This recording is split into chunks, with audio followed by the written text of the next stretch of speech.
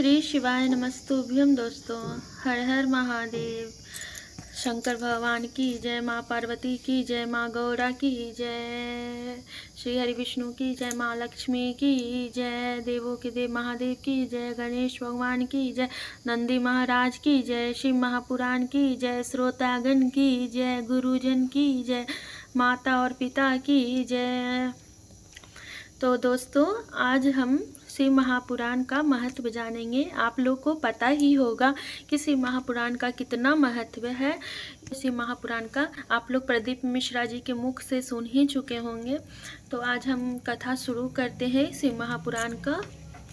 अगला अध्याय शुरू करते हैं। त्वमेव माता च पिता त्वमेव त्वमेव बंधु च सखा त्वमेव विद्या द्रविणं त्वमेव सर्वं मम देव देव। तो दोस्तों, कथा शुरू करने से पहले मैं ये आप लोगों को यह बताना चाहती हूँ कि मैं YouTube के जरिए आप लोगों को शिव महापुराण की कथा सुना रही हूँ, इसका महत्व बता रही हूँ। तो आप लोगों को मेरा ये वीडियो अगर पसंद आएगा तो मेरे वीडियो को ज़रूर से लाइक कीजिएगा और मेरे चैनल को सब्सक्राइब कर लीजिएगा। तो आइए वीडियो को शुरू करते हैं। और हाँ, आप लोग बहुत ही ध्यान से इस कथा को सुनिएगा, क्योंकि इस कथा को सुनने से भगवान हम लोगों का सारा मनोकामना पूर्ण करते हैं। जितना भी हम लोग का दुख कष्ट है सब हर लेते हैं भोले बाबा। तो कृपा करके आप लोग इसे बहुत ही ध्यानपूर्वक सुनिएगा।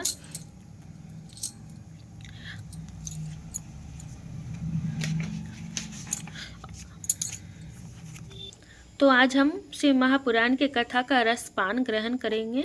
तो आज हम यहाँ से कथा स्टार्ट करते हैं, शुरुआत कर रहे हैं यहाँ से। भगवान शिव के लिंग एवं साकार विग्रह की पूजा के रहस्य तथा महत्व का वर्णन। सूत जी कहते हैं, शौनक, जो श्रवण, कीर्तन और मनन इन तीनों साधनों के अनुष्ठान में समर्थ न हो, वह भगवान शंकर के लिंग एवं मूर्ति की स्थापना करके नित्य उसकी पूजा करे तो संसार सागर से पार हो सकता है। वंचना अथवा छल न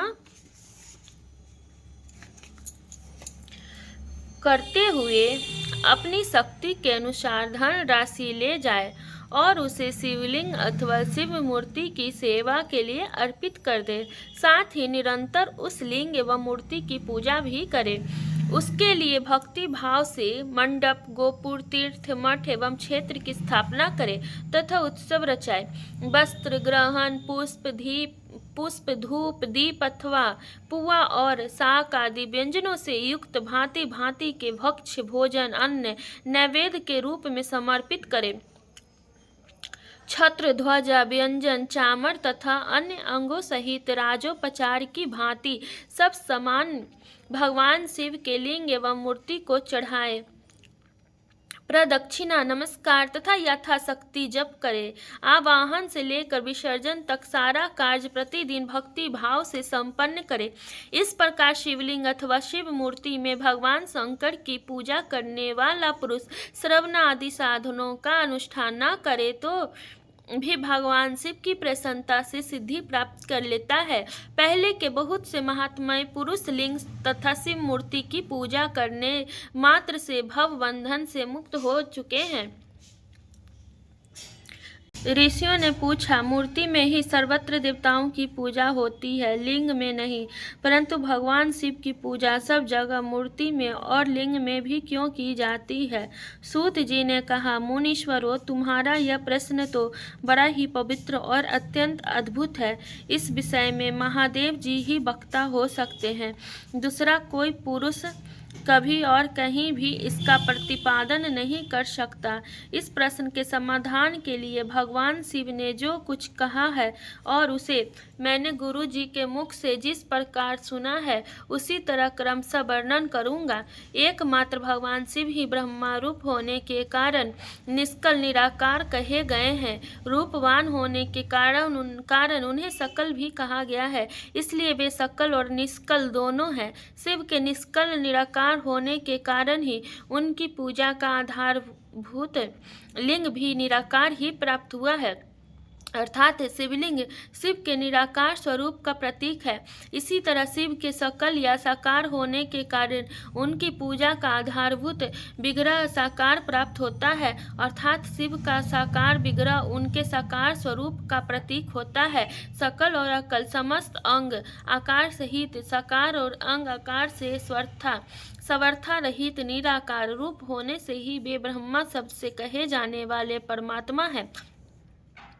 यही कारण है कि सब लोग लिंग निराकार और मूर्ति साकार दोनों में ही सदा भगवान शिव की पूजा करते हैं। शिव से भिन्न जो दूसरे देवता हैं वे साक्षात ब्रह्मा नहीं हैं, इसलिए कहीं भी उनके लिए निराकार लिंग नहीं उपलब्ध होता है।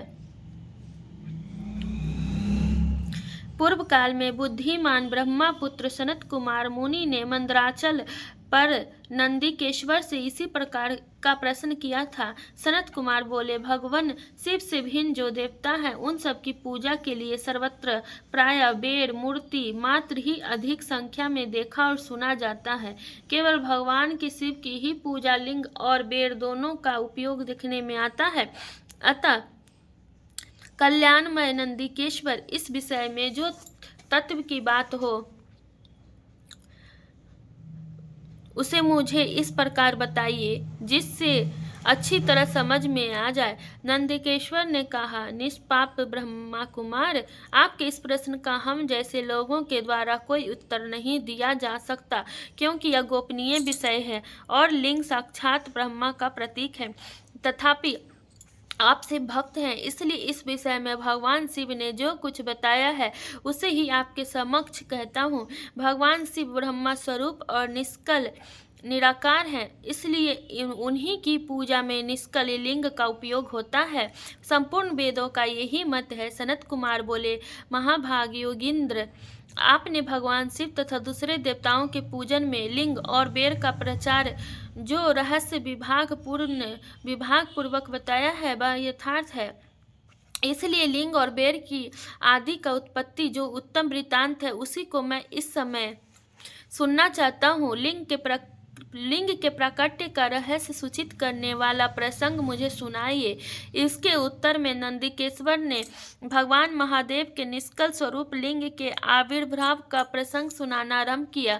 उन्होंने ब्रह्मा तथा विष्णु के विवाद, देवताओं की व्याकुलता एवं चिंता, देवताओं का दिव्य कैलाश शिखर पर गमन, उनके द्वारा चंद्रशेखर महादेव का स्तवन, देवताओं से प्रेरित हुए महादेव जी का ब्रह्मा और विष्णु के विवाद स्थल में आगमन तथा दोनों के बीच में निष्कल आदि अंतरहित भीषण अग्नि स्तंभ के रूप में उनका आविर्भाव आदि प्रसंगों की कथा कही। तदनंतर श्री ब्रह्मा और विष्णु दोनों के उस ज्योतिर्मय स्तंभ की ऊंचाई और गहराई का था लेने की चेष्टा एवं केतकी पुष्प के साप वरदान आदि के प्रसंग भी सुनाए। हाँ तो दोस्तों, आज के लिए कथा को यहीं पर विराम करते हैं। इसके बाद कल का कथा शुरू करेंगे यहाँ से, क्योंकि कथा बहुत ज़्यादा लंबा हो जाता है, इसीलिए आप लोग सुन भी नहीं पाओगे अच्छा से और इसका रसपान भी ग्रहण नहीं कर पाओगे कथा का। तो मैं छोटा छोटा ही कथा आप लोग के समक्ष ला रही हूँ यूट्यूब के ज़रिए। तो आप लोग भी एकदम अच्छे मन से इसे ध्यानपूर्वक निस्भाव से सुनिए कथा का। तो कल हम यहाँ से शुरू करेंगे कथा। तो दोस्तों, आप लोगों को यह कथा कैसा लगा आप लाइक करके ज़रूर से बताइएगा, क्योंकि जब तक आप लोग लाइक नहीं कीजिएगा तब तक मुझे पता नहीं चलेगा कि आप लोगों को कथा कैसा लगा। तो आप लोग लाइक करके और कमेंट करके ज़रूर से बताइएगा कि आप लोग को मेरा ये कथा कैसा लग रहा है, शिव महापुराण का कथा। और भोलेनाथ, माँ पार्वती, माँ गौरा, शंकर भगवान सभी आप लोगों पर अपना कृपा दृष्टि सदैव बनाए रखें। और जो यह कथा को सुन रहे हैं अथवा सुना रहे हैं, भगवान भोलेनाथ, माँ पार्वती, उन पर हमेशा अपना कृपा दृष्टि बनाए रखना। और इस कथा को सुनने से भगवान भोलेनाथ सब पाप हर लेते हैं, कष्ट हर लेते हैं, रोग दुख सभी चीज़ को हर लेते हैं और सुख संपत्ति, वैभव, प्रतिष्ठा, पद ये सब प्रदान करते हैं। आपका मनोकामना पूर्ण होता है। तो यहीं पे कथा को विराम करते हैं। हर हर महादेव। श्री शिवाय नमस्तुभ्यम।